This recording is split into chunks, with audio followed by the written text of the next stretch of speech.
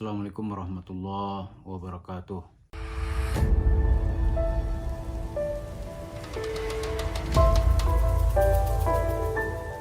Para pemirsa, ini pembahasan kita tentang penindasan. Dalam sejarah itu ada namanya Fir'aun dengan gerombolannya, Fir'aun dan rejimnya, yaitu ada namanya pengusaha yang menolong Fir'aun menyelamatkan hartanya, yaitu dinamakan dengan Qarun. Selain Qarun, ada lagi namanya ahli strateginya namanya Haman. Tapi ada lapisan terbawah yang menjadi sasaran penindasan Fir'aun disebut dengan kaum mustad'afin. Nah, dalam dialog yang ditayangkan di YouTube di Thayyibah Channel antara Pak Darso dengan Bapak Iqbal, dia mengangkat kisah Yusuf Mansur dengan Jody Brotoseno. Jody itu disebut dengan Qarun gitu. Tapi kita melihat ya kisah-kisah begini ini sangat populer dalam kehidupan kita ketika dihubungkan dengan pembahasan sosiolog Iran, sosiolog revolusi Iran namanya Ali Shariati. Ali Shariati, sosiolog Iran yang tamat dari Sorbonne, kemudian mengabdikan dirinya bagaimana mengganti rezim Shah Iran yang sangat kejam pada tahun akhir 1980-an.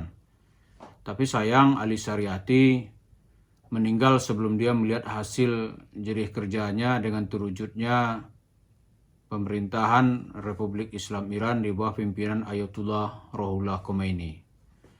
Memang ketika membicarakan Yusuf Mansur, itu disimbolkan Yusuf Mansur ini sebagai Fir'aun.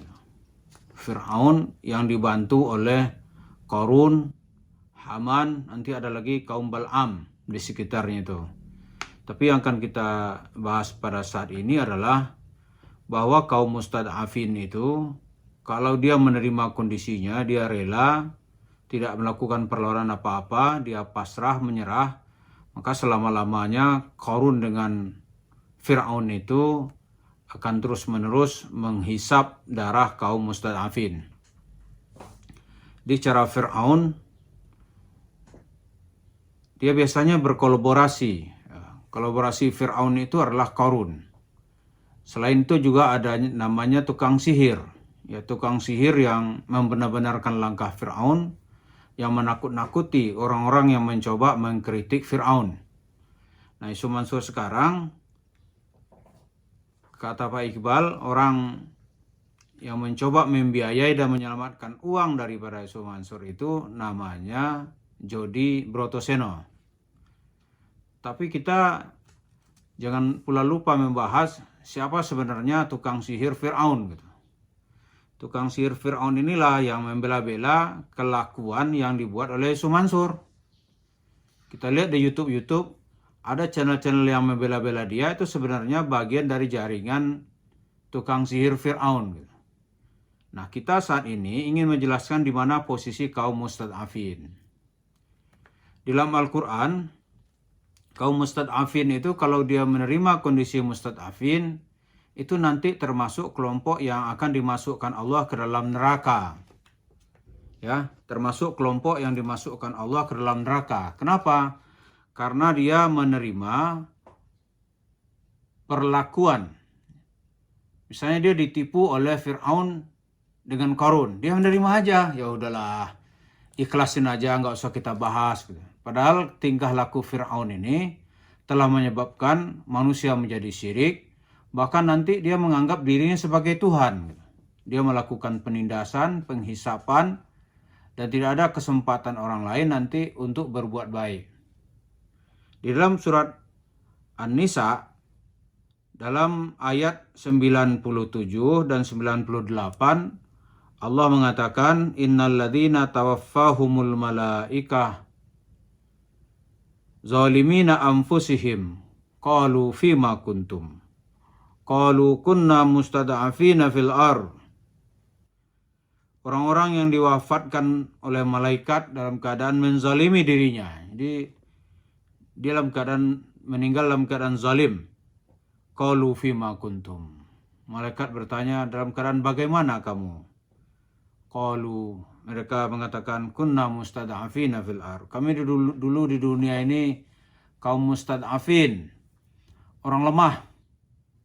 Sebenarnya mustad'afin ini bukan orang lemah, tapi orang yang dibikin lemah dan dia menerima kondisinya menjadi lemah. Begitu Ali Syariati mengomentari ayat ini. Qalu, malaikat bertanya lagi, alam takun ardullahi wasi'ah. Kamu nggak tahu apa bumi Allah itu luas? Fatuhajiru fiha.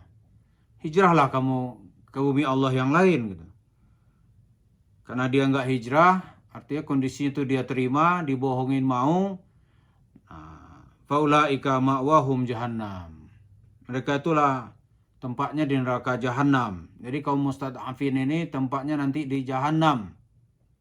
Wasa'at masira. Dan seburuk-buruk tempat kembali. Jadi kalau kita sebagai rakyat, kita tertipu ini.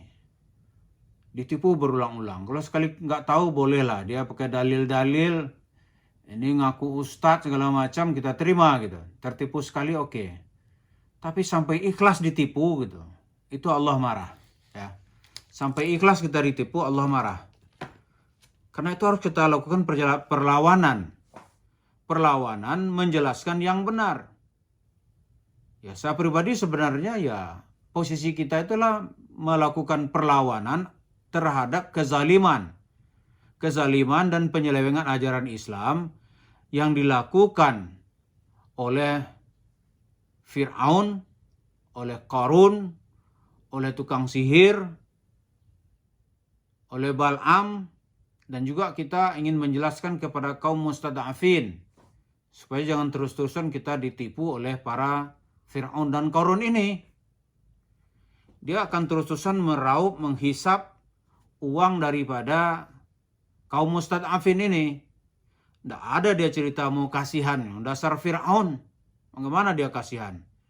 Yang perlu kita kejar juga nanti adalah di mana itu para Qarun ini menyimpan harta jarahan Fir'aun.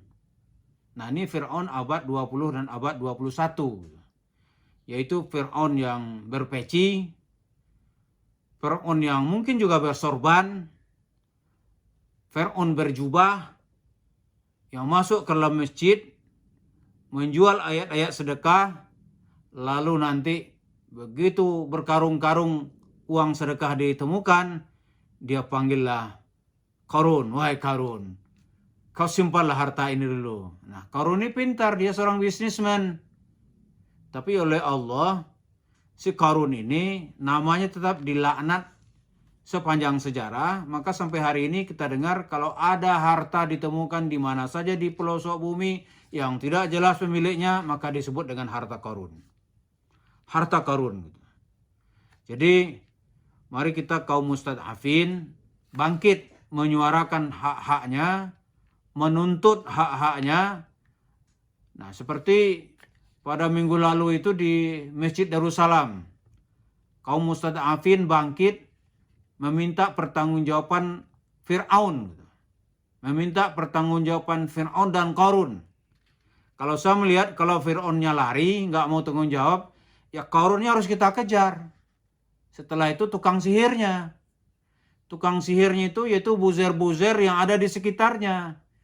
Di channel-channel yang terus-menerus membenarkan tingkah laku Fir'aun. Gitu.